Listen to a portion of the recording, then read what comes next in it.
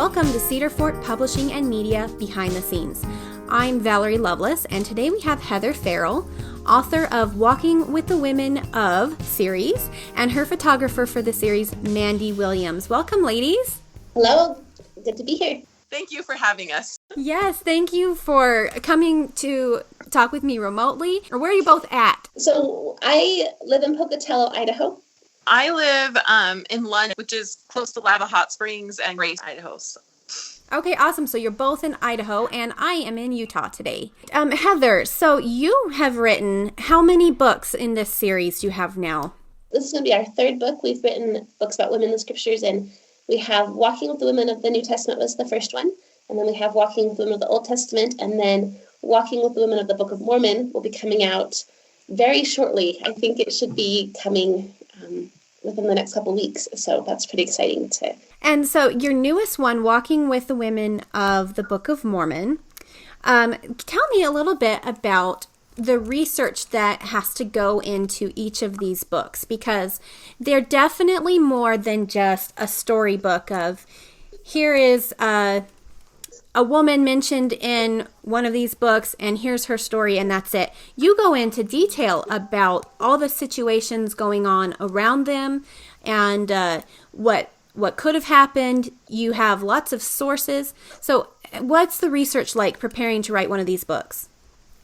So, it's really different for each of them because they're all different source material. So, the New Testament and the Old Testament have a lot different type of research than you would do for the Book of Mormon. For the New Testament and the Old Testament, I could use a lot of my research came from using ancient sources like the Old Testament. You looked at the Dead Sea Scrolls and Josephus and a lot of the kind of older things that had been written, and even there's a lot more scholarship for that just over the years, and different books that have been written, and different researchers and scholars that have written things, and different things that they found at archaeological sites and things like that you can draw from that type of research. And with the Old Testament and the New Testament, you can also use go back and look at the original meanings of the words. So I oftentimes will go back and use a book called Strong's Concordance, and it gives you the word in Hebrew or in Greek, the original word. So you can take any word in the scriptures and look it up and see what the Hebrew or the Greek word is, and go back and find out what that original meaning was, and find out if it was used other places in the scriptures to help you understand the context of how that word was used. And you can do a lot of research on the words. And that's kind of a lot of what I did for the other books, is a lot of, older sources and word research and things like that. But for the Book of Mormon, there isn't that type of scholarship, right? Because we can't go back and check the original words. We can't go back and find, other sources besides what we have. And so a lot of it is digging within the text itself, and looking at what can we find out in there and putting pieces together. A lot of the stories span multiple chapters, which is kind of neat, because in the Old Testament and the New Testament, you get one or two verses about a woman, and that's really all you have about the story. Is a whole story is told in like 4 verses. That might be like 100 years in 4 verses. But in the Book of Mormon, we get a whole chapter sometime about what's going on around that woman's story. And so she might only have 1 or 2 lines mentioned about her, but we have 8 chapters about what was happening in her life. And so you can really go back and dig out a lot about what she would have experienced and who she would have known and what would have been going on around her. So I did a lot of that for the Book of Mormon research, doing that type of close reading, close analysis. You could also, and at the beginning of the Book of Mormon, Sariah is actually an Old Testament. She's an Old Testament and a Book of Mormon woman, right? So you can use some of the Old Testament sources and things for Sariah, and also for the Jaredites also, because they would have been in the Old Testament, the Bible, the early Genesis type thing. So for those ones, I was able to use, go back and use some of my Old Testament sources and look at the Hebrew words and do that type of research along with it. But it was definitely really different during the Old Testament than all of them have been really different types of research than each other, just because they're different.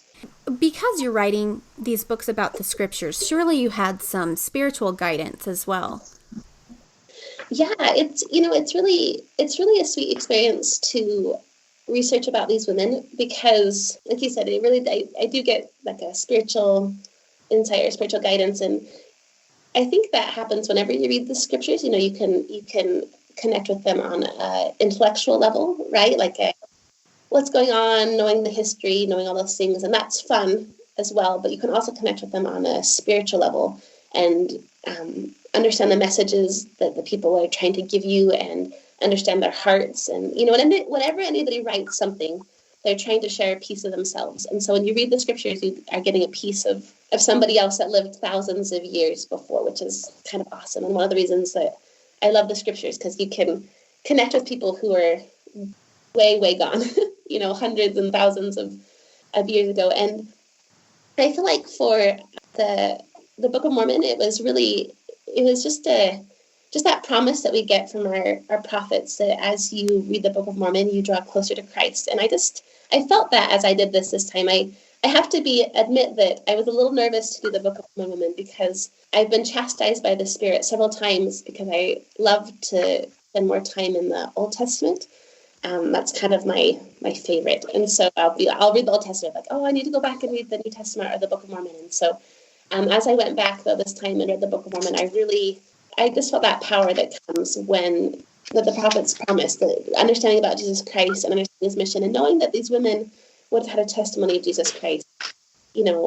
Most of them, so many hundreds and, even thousands of years before he came, they had a testimony of him and they knew a lot about him, and just getting that testimony and seeing their spiritual experiences has really strengthened my testimony in the Book of Mormon and the power that it has to bring people to Jesus Christ. And how did this whole project begin? What gave you that first idea or spark to write these books? So I have been writing a website on women in the scriptures. It's called womeninthe.scriptures.com. And I started it, let's see. My oldest he's about 12, and I started it right after he was born. So probably about 11 years ago that I started this website. And it all started because I took a class when I was at BYU from Camille Frank Olson, and she just retired as the department chair of religion, and she taught a class on women in the scriptures, and I went to her class the first day and was just astonished at the list of women she showed us, because I was of the mindset that there was maybe a dozen, 24 women in all the scriptures, and she put up a list of over 300 women, and there are, if you count just about everybody in the women in the scriptures, there's, upwards of almost 600 women, depending on how you count them, right? And you can get about 600 women in the scriptures. And so I was just astonished. And she really opened my eyes and my heart to all the women that were in the scriptures, because honestly, I kind of felt like women had been forgotten. I thought, we're just not in the scriptures, and I had even I've always loved the scriptures, and I've always been a good reader of scriptures, and I still felt that way. I still felt that women were left out. But in her class, I learned to see them. I learned to slow down. I learned to look. I learned to pay attention to their stories, and to not to pass over one sentence about a woman just because she's mentioned as a wife or a mother, but to really slow down and to think about her story and figure out who she would have been. And so I had learned these skills from her, and I graduated, and I was just about to have my oldest son, and I really felt that I was supposed to stay home with him. I had some graduate school opportunities and things, but nothing was feeling right. And so I had prayed to Heavenly Father, and I said, Heavenly Father, I really feel like I'm supposed to stay home with my son after he's born, but I'm afraid I'm going to go crazy if I don't have something to do, right? I need a project. I need something to contribute. I need a way to have my voice shared. And so not long after that, he was born around Christmas time, and I was kind of doing some research on Mary. And I was looking online for all these women that I knew from Sister Frank's class that were in the scriptures, and looked online, and there was just nothing online. And now there's more, but this was about 11 years ago, and there was one website on women in the Bible, and that was it. And I was so shocked. I thought there was nothing about women in the Book of Mormon, or nothing from a Latter-day Saint perspective. And so I was kind of shocked, and I thought, God, somebody should be writing about these women, because I know they're in there. And the Spirit just whispered to me and said, well, Heather, you should write about them.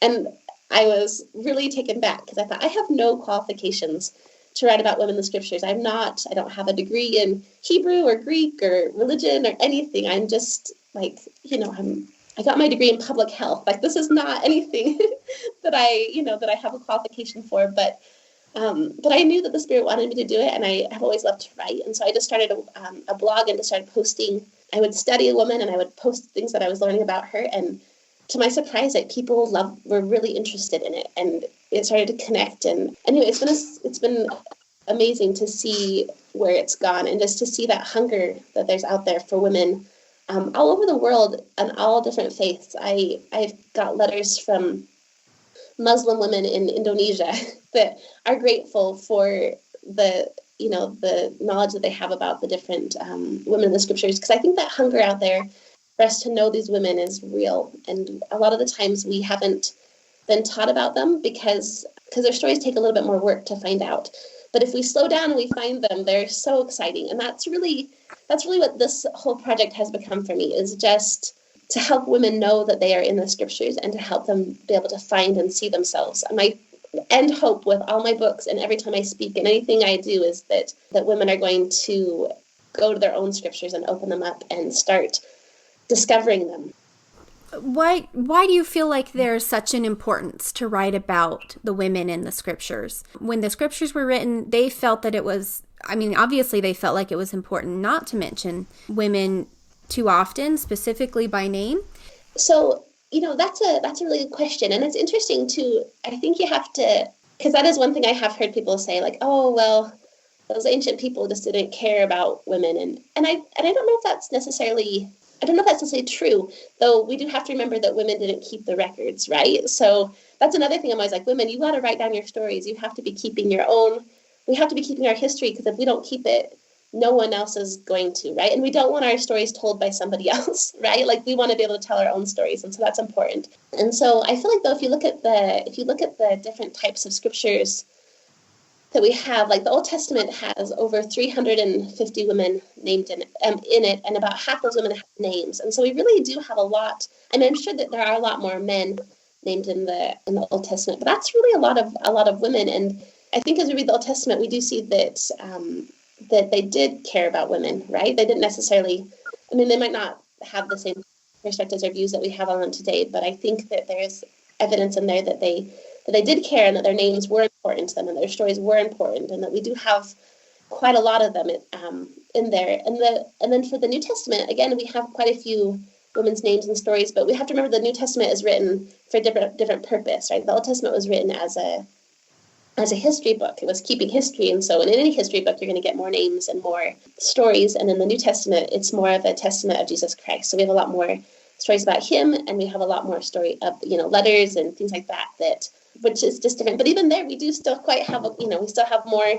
There's about 100 women in the New Testament, and we have quite a few of their names, especially in the Gospels and in the Book of Acts. There's lots of women, and then the Book of Mormon is interesting because there aren't very many women named in there, but it wasn't kept as a history book, right? Nephi makes clear from the beginning that his purpose is not to keep a history book. His purpose is to keep a spiritual record of his people. And so if we go through and we look for like history stories about women, we kind of are really disappointed. But if we go through and we look for spiritual experience of women, we really have a lot, which is one of the things that really surprised me as I studied the Book of Mormon this time. So I realized that we have a lot of women's spiritual experiences in the Book of Mormon. And I feel like that's one of the real reasons that it's so important to study the women in the scriptures, is because we get their spiritual experiences. We see them using spiritual gifts in lots of ways in the Old Testament and the New Testament, and in the Book of Mormon. We see women prophesying, we see them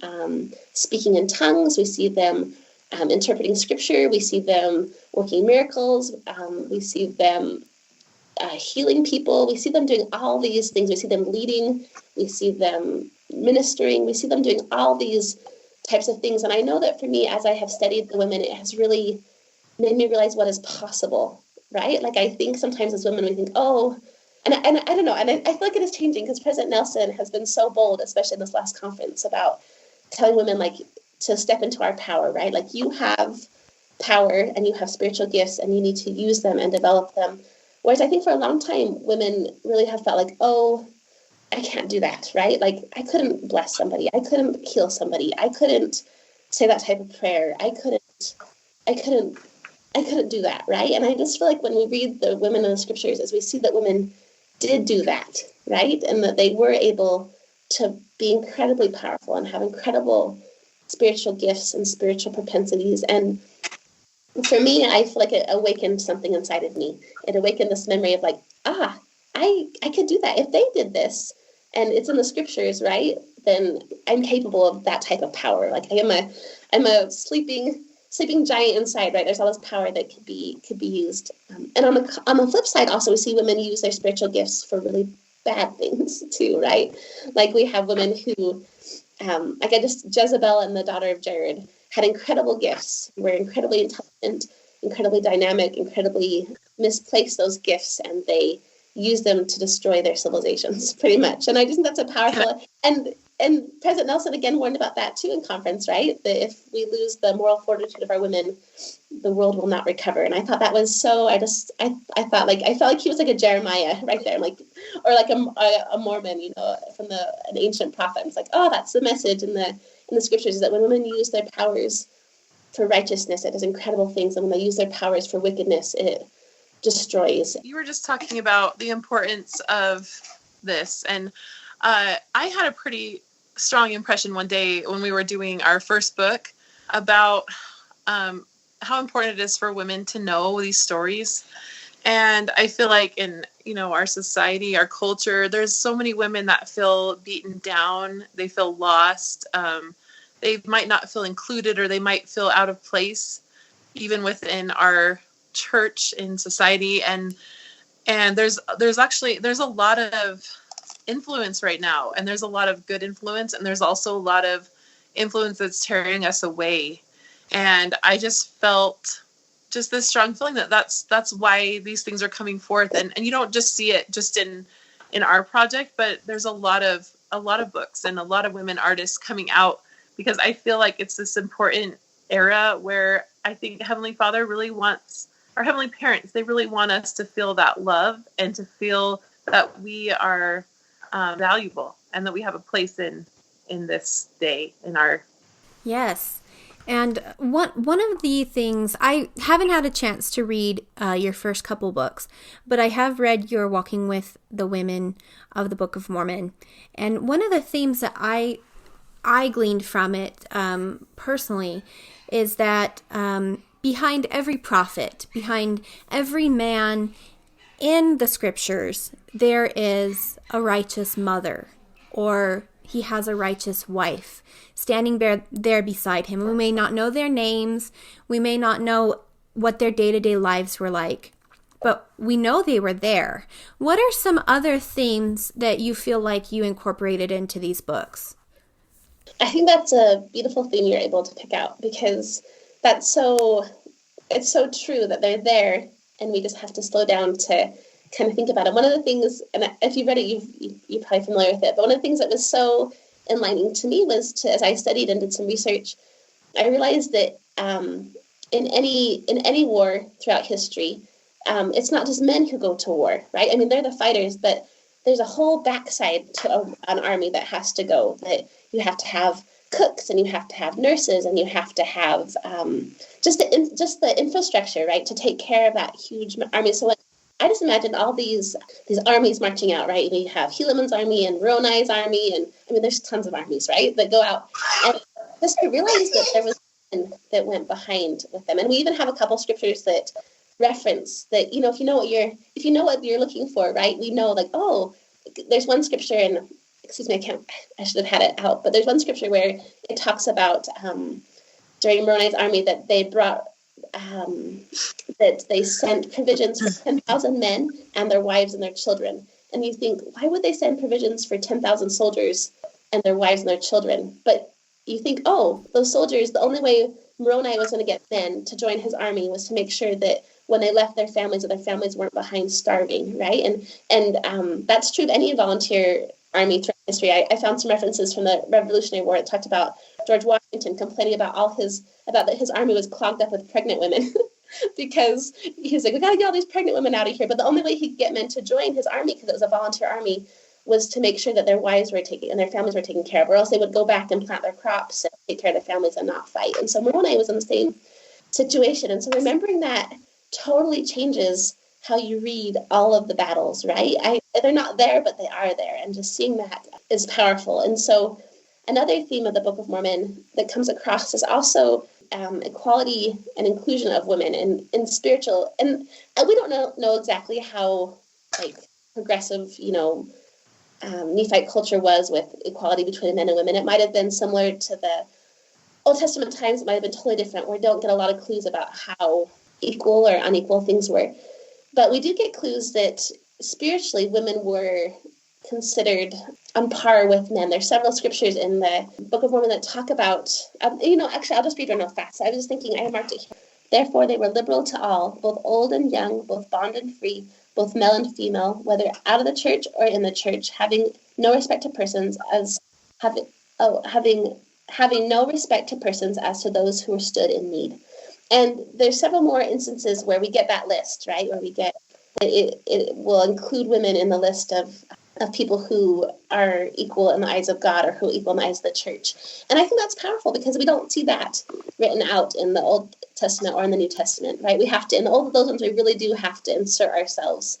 It never says men and women, but in the Book of Mormon, we get men and women, male and female. And that's a powerful thing that shows us that as those prophets were writing, they were aware of the equality between men and women before God, which is a really remarkable thing for an ancient document. When you look at those, to remember that that's kind of how they viewed it. And even some people will say, oh, well, they were just trying to show, it says old and young, bond and free, male and female. It's trying to show God even remembers even the weakest people in society. But it's interesting if you look at the construction of that, right? It says old and young, and we would say that old is the weak one and young is the strong one. Bond and free, bond is the weak one, free would be the strong one, right? And male and female. And there, that's interesting. Are we saying male is the weak one and female is the strong one? Because if we flipped them, then we would be saying, I just think the construction of the sentence shows, and the way they wrote just shows that they had an understanding of women's importance in the gospel and in their equality before God, which I think is a remarkable thing to see in the Book of Mormon. And that happens multiple times throughout. See that pattern. Do you feel like your inspiration to write these books is timely? What I just heard from conference, I hear a lot of things like heavenly parents instead of just heavenly father. I feel like maybe we're coming to a point in the church where we are not so bound by the old ways of thinking. What do you think about that? Yes, I think it is so exciting. I feel like I think you're so right. I feel like these are timely. And kind of Mandy explained, I feel like Heavenly Father is inspiring and bringing things forth. I feel that in my own writing that, this need and this desire to search these things out and to find them and to share them and bring them to light. And I know that that's happening with other women in other situations, and men too. It's not just women who I think are excited or are discovering these things too. And I feel like it is. I think these truths have always been there, right? We've always had these truths. They've always been there, but I don't think that we've ever had them articulated as strongly or as clearly as we have over the last couple of years from our prophets and apostles. I think there are things that, and even in the temple, just the things, I feel like the changes and things that have happened really are to articulate and to help women and men see and understand these things that have always been there and have always been true, but have not been so easily understood or easily articulated. And that's really, really exciting to me. And it gets exciting to see, what's next, right? That kind of a feeling of I have this, a friend that she started a hashtag on Instagram and I loved it. And she used the hashtag claim our heroines. And I've used that sometimes when I write about women in the scriptures, because I feel like we have all these wonderful, wonderful examples. Well, and some pretty terrible examples too, to be honest, but some wonderful examples in the scriptures of women who use their power, their spiritual power, incredible ways, just in ways that change the future, ways that change their lives, ways that change the world around them. And I feel like as we reach into those stories and we claim our heroines, right, as we find out their stories and the things that they learned and they did, that we come into our own power. And I feel like that is what President Nelson has been, challenging us to do, is to be able to do that and to find that. And I think it is really exciting that they changed the young women theme to say we are daughters of heavenly parents, because I think that is so ennobling to realize, in the Old Testament, the word that's used for God is Elohim, and the im ending in Hebrew is plural. And so it's interesting that that wording says when God Elohim created man in his image, male and female, right? That we have that female knowledge to look to, right? That God is also has that feminine aspect is powerful. And to remember that's our birthright, that's our destiny, we're here as an apprenticeship, right? To learn how to become better and to become more like our heavenly parents. And the means through doing that is Jesus Christ. And that's one thing I think is so apparent in the Book of Mormon, is that the means to change and the means towards God and the ways to understand both those divine sides, the male side and the female side, is through Jesus Christ, right? That there's no other way that we access our heavenly parents than through Jesus Christ. And if we look for any other way to do that, we are going to be deceived. But if we're grounded in Jesus Christ, we gain that knowledge and that beauty that we hunger after. Another theme in the Book of Mormon that is very important for the women is the theme of peacemakers, especially the Alma chapters. There's war after war after war, and there's a lot of violence. And so reading their stories can be a little depressing, because a lot of the stories are women in violence. We have women that are raped and starved and beaten and killed and maimed and left and abandoned. And I mean, really, really horrible. Really horrible stories about women. There are some really terrible ones. But there are also, among all those, the terribleness of war, there also emerges this theme, and that women really have that role in society as peacemakers, and as that kind of that moral authority that Elder Christopher has talked about, and that shines through in the Book of Mormon. And just for example, just some of the women that exemplify this is, we have the Anti-Nephi Lehi women that bury their weapons, and those women, those Anti-Nephi Lehis become the mothers of the stripling warriors, right? Who their sons go off to war, but they have this deep ingrained faith in Christ and this deep ingrained faith in peace that they even had and would die for, and that's a pretty powerful example of women with peace. And also men and women in that one too, right?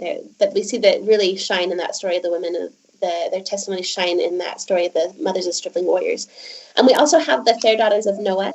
If you remember the story, that this is when the people of Limhi, the wicked priests come, and they steal the Lamanite daughters and they take them away, and the Lamanites come and attack Limhi's people, and they're about to be attacked and killed by the Lamanites, and so they send forth their daughters to negotiate peace with these Lamanites. And these are young women too, right?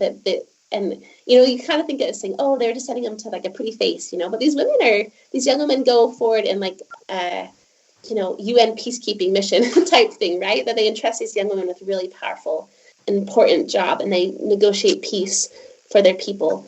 And then also just on a smaller scale, we have Nephi's family, and we have when he's in the wilderness and he's getting attacked by Lama and Lemuel, it's Ishmael's wife and Ishmael's daughter, right? They get them to stop beating and trying to kill Nephi. And so just even those little examples of when families, and we see Sariah.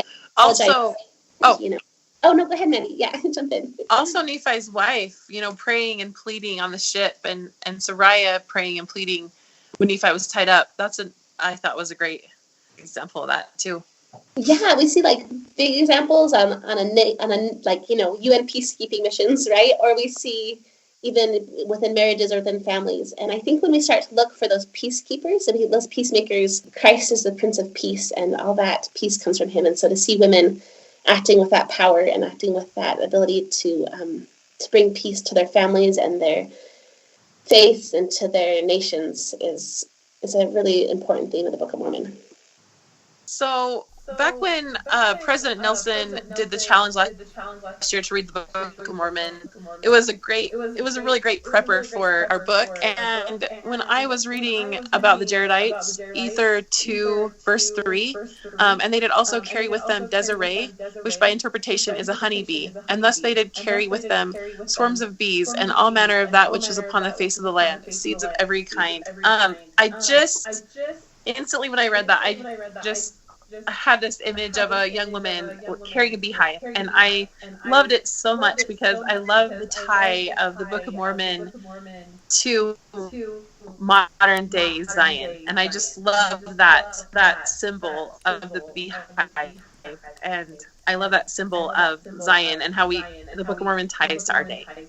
So I feel a bit frustrated at conference because already before the book even comes out, it's like incorrect, because I talked about in there about how we've kept the symbol of the beehives and the young women, and how that was nice, how I like that because it reminds me of that. And I thought, oh, now the beehives. I know. So if you read the book, just know that this was written before General Conference. Well, and obviously the early saints had much reverence for the beehive as well. They stuck it everywhere, so it's on all the old buildings and on the doorknobs and everywhere. So right, and that's an interesting thing too. I've wondered, and I read about a little bit in the book, because a beehive is a very female symbol. Like all the bees in a beehive, except for all the bees you see, like the queen is female, and then all the workers and all the bees that go out and get honey are all female, and the males are just they like live and mate and then die. Right, that's kind of their point. And so it's kind of a powerful symbol too, to think that that we have this very feminine symbol that represents the church anciently, and even early Christians used the symbol of the beehive too, and then it shows up again with our Latter-day Church, and that's kind of a neat. I don't know. I don't understand it all. I don't pretend to give that meaning or anything, but I think it's beautiful that we have that very female symbol of cooperation and working, and that represents our faith. well, the thing about beehives is my husband is actually, and my father-in-law are atheists, and within the beehive you do have your drones and your worker bees, which are all female, and you have your queen bee, and the amount of work that each of those worker bees does is astronomical. But when you look at them as individuals, each bee only makes about a teaspoon of honey in their entire lifetime. But when they're all working together, in 1 year, a productive beehive who's healthy can create gallons and gallons of honey. So there's interesting symbolism with that. And also, if there's any part of that beehive missing, if you don't have workers, the beehive will die. If you don't have a queen, the beehive will die. If you don't have the males, the beehive will die. The whole thing will collapse and die. They don't just go off and typically find another queen or beehive or whatever. They just all die. It just all falls apart. So there's also interesting symbolism of that as well with the beehive. I love that. That is beautiful to think about, especially think about, that, we might not think we're doing a lot in our life, right? We might be only making a teaspoon of honey. Exactly. That it all matters, and it all goes to that collective. It goes back to gifts too, because everyone has a different thing to contribute. And so maybe someone that's great at doing one thing and I'm not, will complement what I can do. And I just love that. I love the symbolism of, in our church, everyone being different yet working together towards a common goal. All right, Mandy. So you guys have created this beautiful book. First of all, let me explain to my listeners how your book is. It's not like a novel style. It's every page is beautifully decorated, and you have done all the photography for this book. And each picture is a beautiful depiction of, I think you're going for depictions of what women in the Book of Mormon would have looked like, correct? Yeah.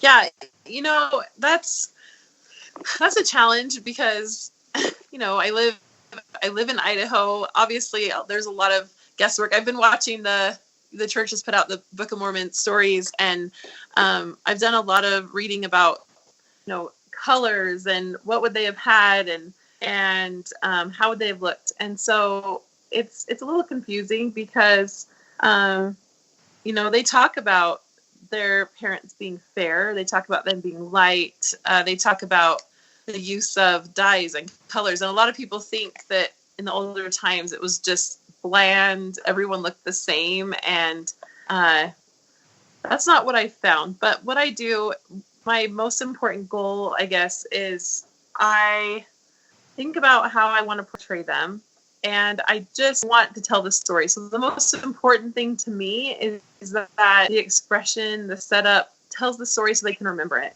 And sometimes I have to let go thinking, someone's going to say, well, that's not exactly how I would have portrayed this historically.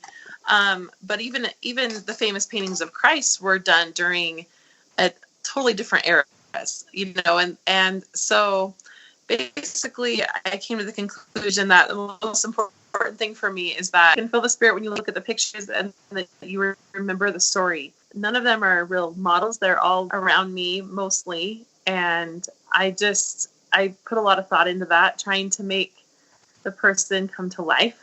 That's part of the journey. So how did you get started with photography? So I have always loved art. I went to a tiny high school. I had art sometimes, but not all the time. And so I would I took welding from my great uncle, and he'd let me weld flowers and birds and things like that. And I took one photography class at another school when I was in high school. And then when I went to college, I took a lot of art classes. Time we had gotten married, and my husband finished school and acting my oldest. And so I stopped going to college at that time. But when I would sign up for my classes, please pray, what do I need? What do I do? And my mom had encouraged me to take things that I enjoyed. And it ended up that after I had my first couple of kids, I started getting out my camera and photographing them and just building on that. And then my mom had wanted like a nice new temple picture. So I started learning textures, and I started learning how to compile pictures on Photoshop. And it just kind of kept growing from there. And I started sharing some of my artwork and print. I started with a lot of, family sessions and things like that. But then I did temple artwork and a Tree of Life picture, and was able to get some of that published by step, trying to bring in my own style. And around the time I had kind of gotten to learn more, Heather and I actually met through a mutual friend. We met officially in person when we were both expecting our fourth babies. And so she approached me and asked if I'd be willing to take on this project. And I felt a little overwhelmed. So I said, well, okay, I'm going to pray about it. And it felt right. So we dove in, and it was really intimidating. I didn't feel qualified. I didn't feel, I think you always think that when you do a big project like this, you're going to think, oh, when that day comes, I'll be ready. But it's any big thing you take on. It's just, you learn as you go, and you trial and error. So that's how it kind of came to this. Mandy is so modest too, but when I asked her to do the book, Cedar Fort had approached me and asked me to do a book on the New Testament women. And at first it was going to be like 10 women that I was going to do. So she was going to do like 10 pictures. And then I got going. I thought, I might as well write about all of them. Mandy, can you do like 60 pictures? So she went from doing 10 pictures to doing 60. And I think we figured out, how many pictures have you done, Mandy? Like almost over 200 pictures I edited for the books. We're over 300 models, and we're probably, well over 200 pictures. So it turned into a much bigger project than I had initially asked her to do. She did not know what she was getting herself into. Or she probably did, yes. So Cedar Fort found you through your blog, through your website? Yes. I can't remember who it was at the time, but one of the editors had been reading my website, and they approached me to see if I'd do a book. Was that a dream come true for you? Was this something you had ever thought about doing before? You know what? I have always wanted to be a writer. I think, everybody asks you, like, what do you want to be when you grow up? And I always wanted to write books. And you never really I don't know, you never quite think that those things are going to happen. And so it was kind of a dream come true. It was wonderful to have it. And it was fun. I knew, I had thought before, if I ever get an opportunity to do a book, I want it to be like this. And I knew I wanted pictures, I wanted real life pictures of women dressed up and things. Mostly because for so many of these women, there is no artwork, especially when it comes to Book of Mormon women. And a lot of the really wanted pictures that people could see and relate to, that they could say, hey, that looks like somebody that I know. And if you live out in Mandy, it probably is somebody that you know, because a lot of the models come from a little town. So well, it's fun. Another thing that I enjoyed about it is just my whole life. Like when I would read the scriptures, I'm really visual person. And so I would kind of see it in my mind.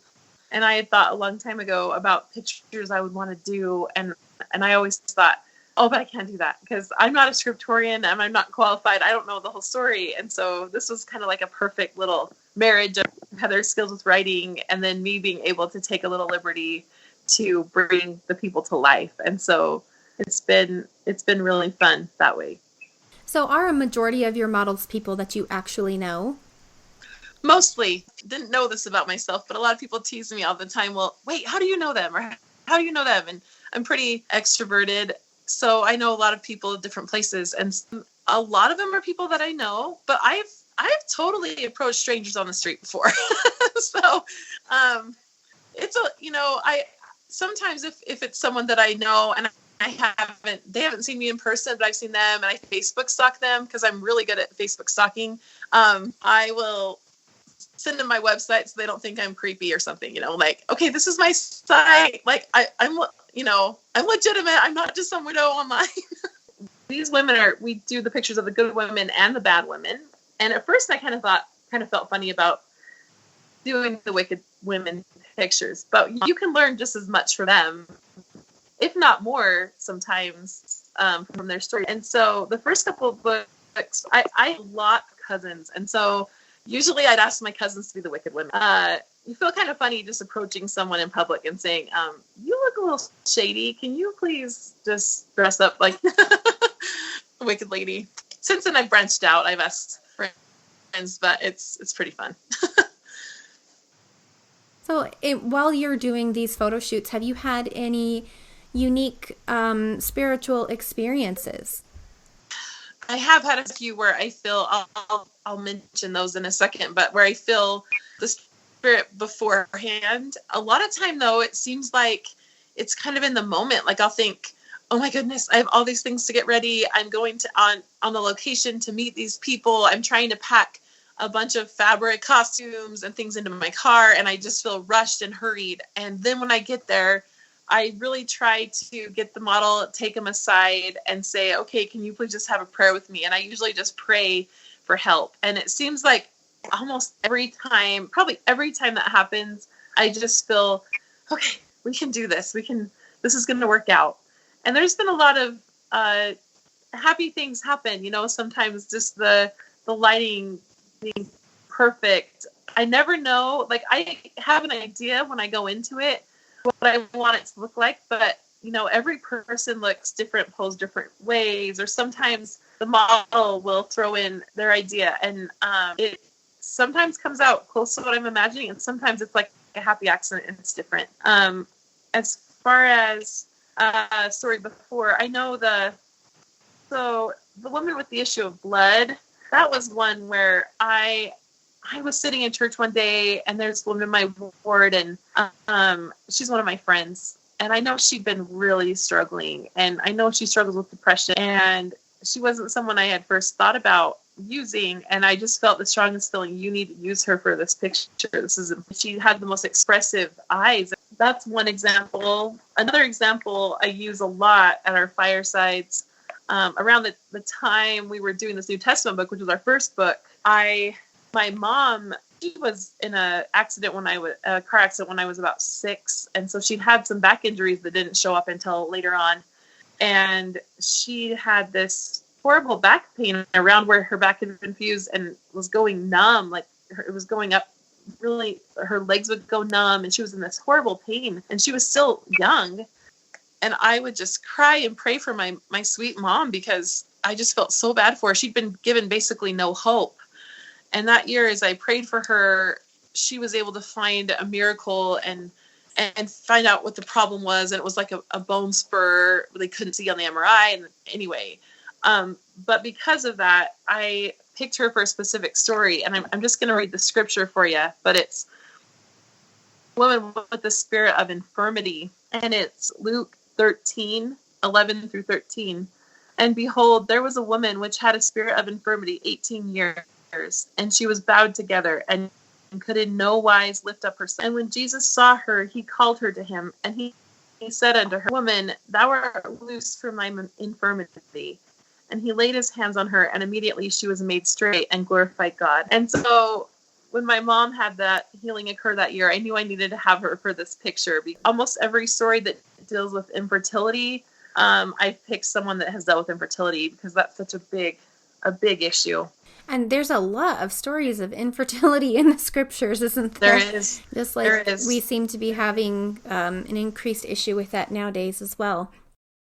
Well, can I just mention something that's interesting? Is that in the Book of Mormon there is only one woman mentioned. That none of the women's stories deal with infertility except for one, which I thought was interesting, because in the Old Testament that's like the main point, but in the Book of Mormon, interesting. One thing that is like a testimony to me is, as I've worked with all of these women, and there's so many now, we're close to 300, and children too, and there's some men in there too. It's really been a testimony to me as I work with them, and as I feel like I can see their true beauty and their true worth. And I feel like it's been just an interesting paradigm for them to read these women from ancient scriptures and then women today, and be able to just see that light in their eyes and to be able to see their value.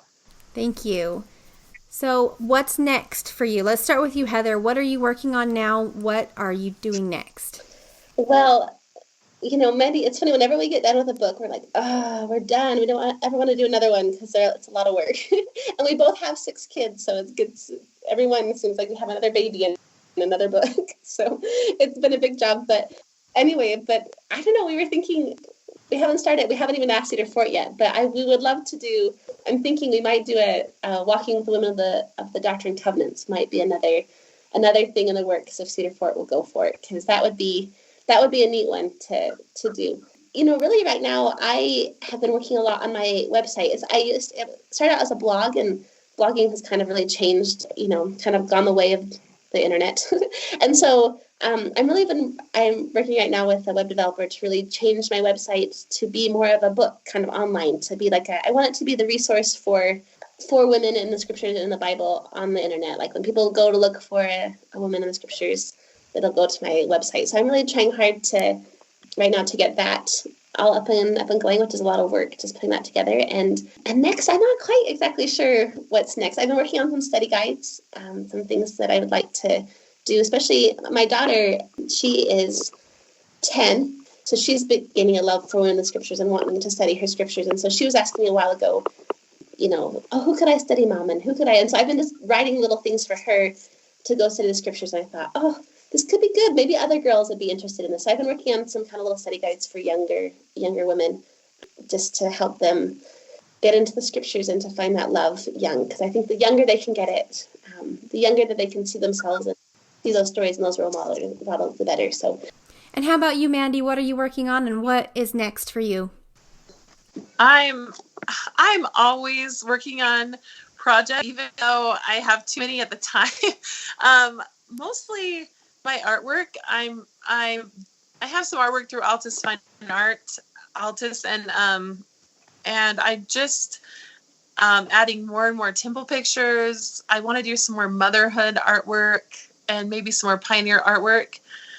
I'm also, I'm just constantly looking forward, it's like I'll get tired and then I'll have this idea come, and I have some Christ pictures out, and if you want to follow me on Instagram or my website, it's just Mandy Jane Williams Art, and I'm just posting new things and chasing my kids around with the camera, and it's just been fun. So Well, I'm sure that's enough. I mean, if you have 6 children, Oh, yeah. you're going above and beyond already, you two.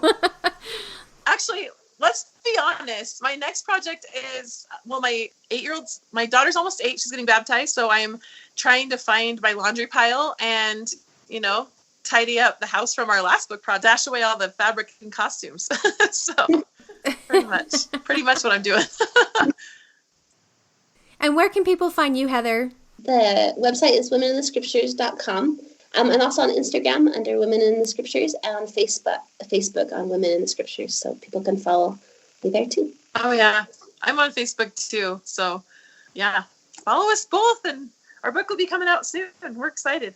Yes, and so your previous books, just to recap, you have Walking with the Women of the Old Testament, and you have Walking with the Women of the New Testament, and then your new book coming out is Walking with the Women of the Book of Mormon. Did I get them all? Yep. Yep, that's all of them. Great. I really look forward to what you guys come out with next. I think you're both incredibly talented, and I highly recommend your books to anyone. I think they'll make great gifts. I think if my mother hasn't read them already, there's a really good chance she has. I think those might be a great Christmas gift for her. So thank you so much for joining me today. Thank you. You're welcome. It's great thank you for the opportunity to talk about women's scriptures. We both love talking about it.